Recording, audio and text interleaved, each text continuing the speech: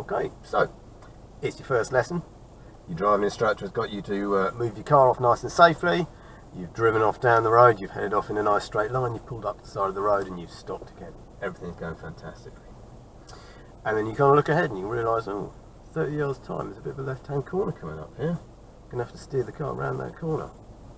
And quite often this is where the first real hurdle that most learners come up against.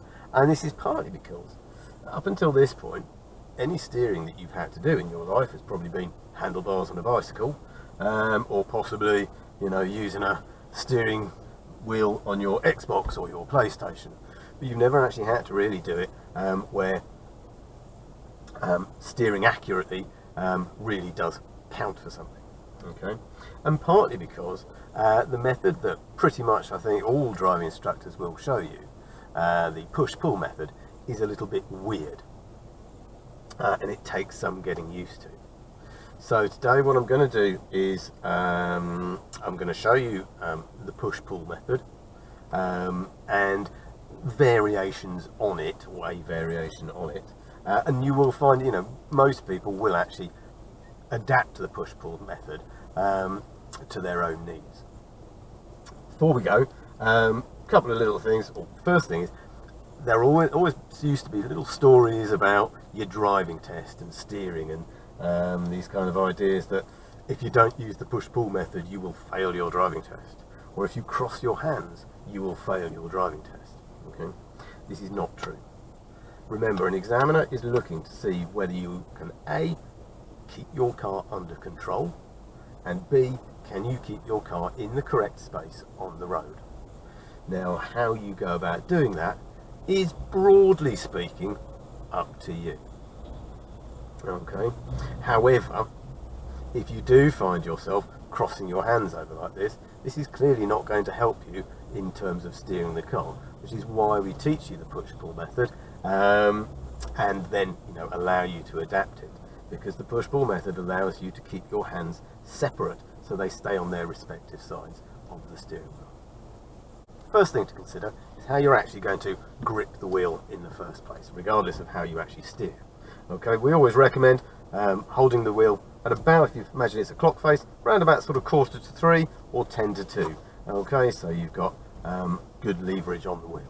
Okay, don't grip the wheel too tightly. If you're gripping it like that, if you're squeezing the life out of it, you're going to find it very hard to actually turn the wheel. So when you put your hands on the wheel, just nice and light, and just gently roll your fingers around the steering wheel itself. So you've just got a nice light grip. Okay. Now, those of you who have had lessons with me will probably have seen the trusty old Wheel of Destiny, which I've kind of used to try and illustrate how the push-pull steering method works, which is okay up to a point, but hopefully this video will show you in a little bit more detail how it works. The main points to remember are really, when you are using your push-pull steering, you're only actually using one hand to grip the wheel as you turn it, so that when you turn in any direction you don't spend both hands going around either to the right or to the left. Okay, one hand is going to turn the wheel either to the right or to the left. Yep. The other hand is just going to loosely follow it round, just to be ready to meet it on the other side. Okay, and your hands effectively are always going to be sitting opposite each other and parallel on the steering wheel. So your hands make that motion around the steering wheel. For sharper turns you will need bigger pulls on the wheel, and for more gentle turns you might only steer that much. Okay, so I'm going to move the camera around so that we can see the steering wheel as we're driving. I'm going to start out just doing some figure of eights around the car park here, just to give you a bit of an idea about how the steering should look, or what you should see your hands doing as you're going around. Then we're going to go out onto the road and have a look at how it works in practice on the corners and some junctions. Okay, so I'm just going to do some figure of eights around the car park here. It's nice and empty, so we've got loads of room, and we'll just have a little bit of a see and just watch, you know, what happens with my hands and how I'm turning the wheel in either direction. Okay, So as we head off, I'm going to go to the left. So my left hand is going to grip, my right hand is just dropping down and it meets it at the bottom. It pushes back up. As it does so, my left hand comes to meet it at the top, and round I come, and then to come back, pushing up with my left, pulling down with my right, and just getting nice big turns on the steering wheel. Okay, so I'm going to go around to the right, so I'm going to pull down. My left hand isn't really doing anything, it's just meeting at the bottom. Okay, and you can actually see I can almost kind of let go there, let it come round and hold the wheel steady there.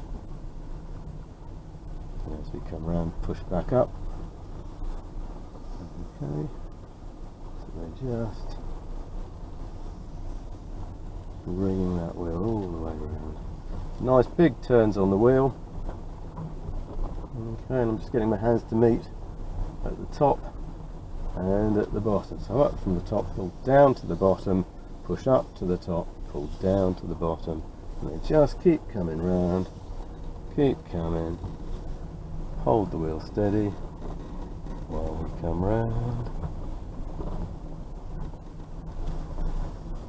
and then we'll just straighten up there, we'll just pull it round into one of the parking spaces, straighten back up again, hold the wheel steady and gently stop.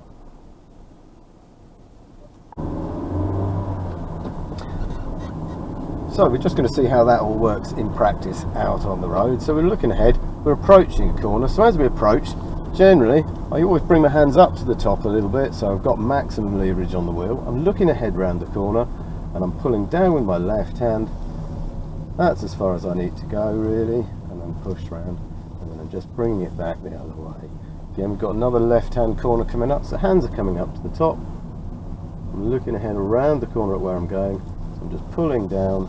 My right hand pushes up just to take it that little bit further around the corner, and then we're back again and we're straightening up. Get rid of some of that sunshine.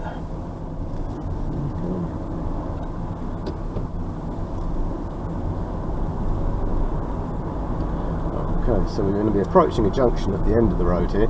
We're going to be turning left. Now when we're turning left at the end of a road, it's always good to try to make sure that as you approach the end of the road, you steer into the corner, you get that nose of the car turning into the corner, and it keeps you nice and neat when you emerge out. So I'm going to signal left as we come up, dropping into second, and just pulling into the corner, and round we go. Straightening up. Okay, so we've got another left hand junction, mirrors and signal. As we approach, down into second gear, clutch up, hands are up at the top. Again, I'm looking up around the corner, pull down with my left, push up a little with the right, hold it steady, that brings me round, and then reverse the whole procedure, and your hands are back where they want to be. Back into third. Going to take the next turning on the left, mirrors and signal, a little bit of brake, down into second, clutch up, hands are up at the top, I'm looking around the corner, pull down, push up a little, back the other way. I'm going to turn right at the end, mirrors and signal, staying in second, I'm looking right and left, looks, oh no, there's a car coming, so we're going to drop to first gear, just wait,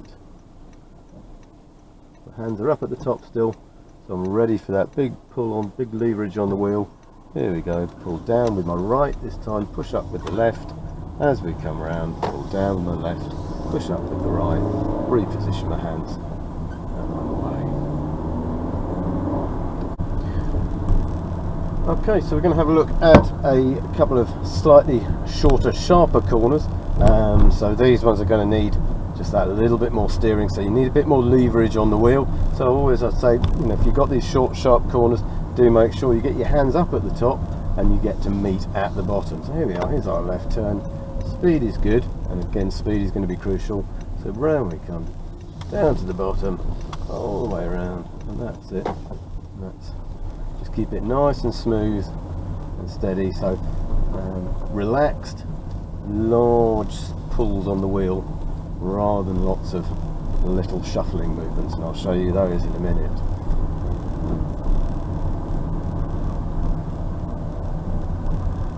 So again, we've got the corner, so hands are up at the top, just getting ready to pull that wheel round, push up with the right, hands are opposite, there we go, and at the end of the road we're going to go left. So as we come round, hands are at the top, I'm just having a look, starting to turn into the corner, and we're clear to go.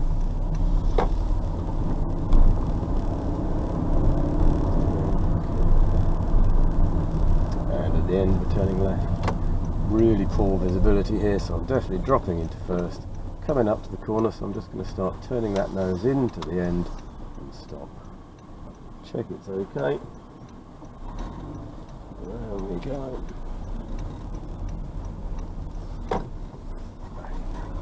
Okay, so just going to have a look at the next left turn again. Just going to wait for this chap in the Mini.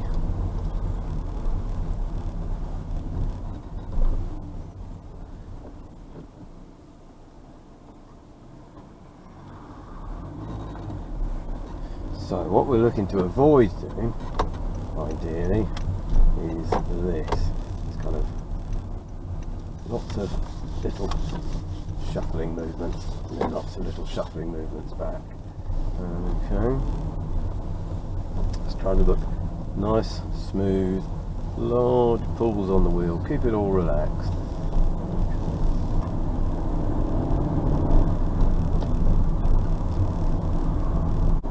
As I said earlier, most people find that they adapt the push-pull to their own uses. Something that you'll find some people do quite often is, particularly on right turns, as we're going to do here, in order to get that nice big pull on the wheel, as you approach, you bring your hand actually over to the other side of the wheel, and that gives you a really nice big pull round on that first turn, and then you come round, and it just gives you slightly less work to do with your hands. So again, we're going to turn right here, so nice and so as we approach, hands coming over to the right, and you just get that extra bit of leverage, and then around you go, and then you're back to your usual push-pull just to return the wheel to the straight position there.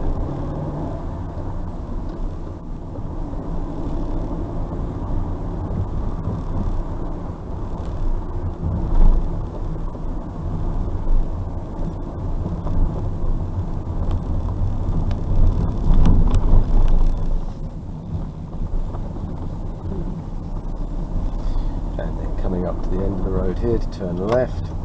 Again, I know I'm going to be turning into the corner, so sometimes what I do is actually, as I approach, my right hand drops to the bottom, so as I come into the end, it's just pushing up and getting that wheel into the corner there.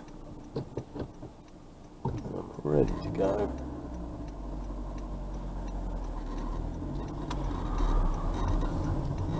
And then it's standard push-pull procedure around the corner.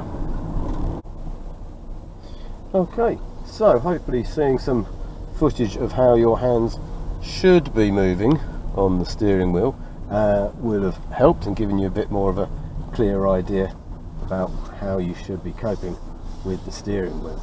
Main things to remember are just keep a nice light grip on the wheel.